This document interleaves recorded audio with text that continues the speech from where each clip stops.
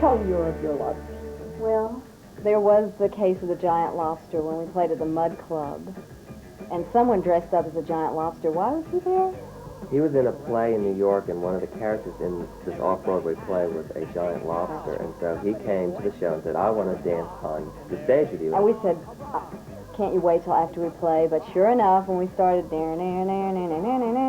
here comes the lobster, and we couldn't stop him. He jumps up on stage. And he was big. He was the biggest lobster you've ever seen. He was a big guy. And he collapsed the stage in, and Fred started to slide into a hole, and the drum kit started to slide in. The organ fell in, and the whole thing started sliding in the hole, but the people in the club couldn't even see the stage. They just were stretching to the back of the club. To what was going on. We were trying to play. Trying to stay out of this big crack in the floor with this We just lobster kept on sort of going going like this. You know. Then later that evening, while Cindy and I were trying to dress, we were introduced to the lobster and William Burroughs and Frank Zappa all at once. And they were half naked. There's another lobster story that there was a promotion going on that you really discouraged because you are vegetarian. They would try to have lobster races, or, you know, if people would go to parties and they looked like the B-52's, they'd win lobster dinners. So we said, look, we don't like that because we don't want to kill lobsters. We want them to have a good time, too. And they had live lobster races. Winner gets to eat the lobsters. That's pretty That's sick. no fair. So the winning lobster gets to be eaten? Yeah, isn't that sick? Isn't that awful? Yeah, Rock Lobster is about a, live, A really happy live, lobster happy 3 lobster miles that below in the ocean floor. deserves to live. The great story about John Lennon being in the Bahamas and getting this tape of the B-52's, Rock Lobster, actually the first album, and calling Yoko and saying, Mother, I just heard you, this is what you were doing, you were ahead of your time, blah, blah, blah. And you never got the chance to meet John or Yoko, did you? No, we didn't. We'd like to meet Yoko. What was your response when you heard what John had said? Very flattered. I mean, I just couldn't believe John Lennon even knew about us. It was wonderful. Do you think that it was true? I mean, do you think you were Yoko Ono 10 years later? No, I think in Rock Lobster, Cindy does a sort of wild scream, and that's very Yoko.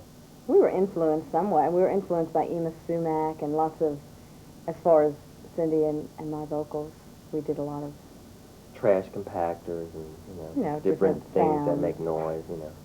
Noise. Music, Fred.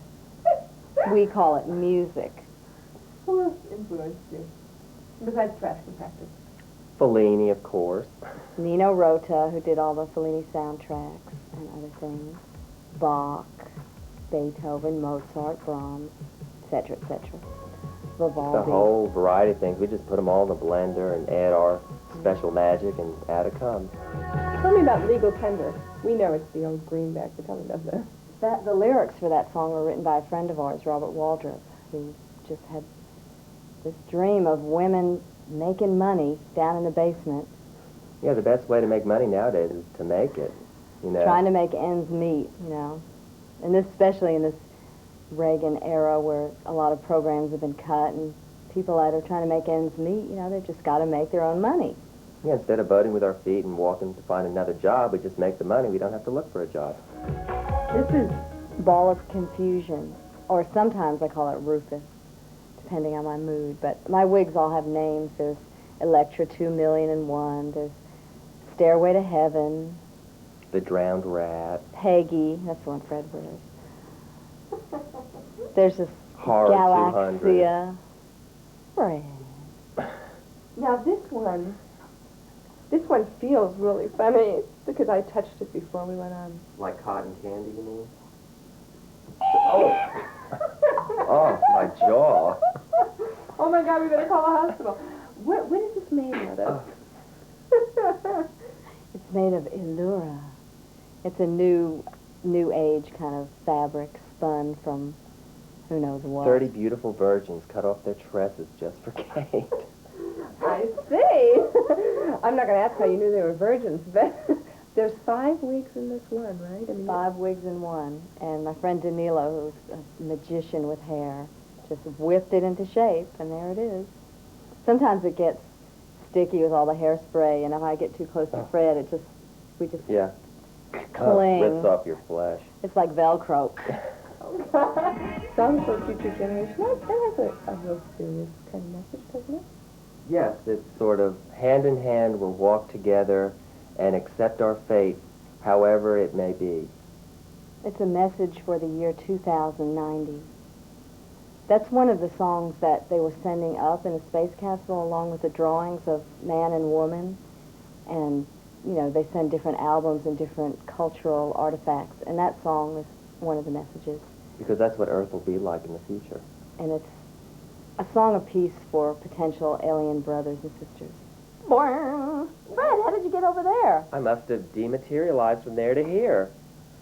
I'm so shocked. I feel different. Oh, we did it again. It's from listening to those B-52 records. One of the things that this album signifies, the fact that it does, the fact that you're talking about it, is that indeed the B-52s are here to stay.